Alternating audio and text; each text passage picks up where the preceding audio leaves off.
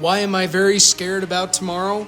Well, this is about a 1915 piece of history that helped build Montana and the United States. If I make a mistake, this is what happened to poor Will Stelter.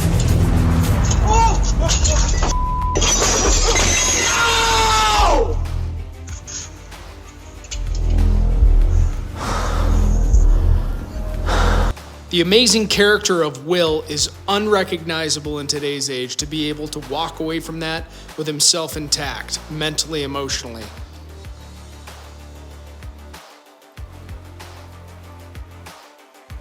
The reason this is so cool is it's not about me.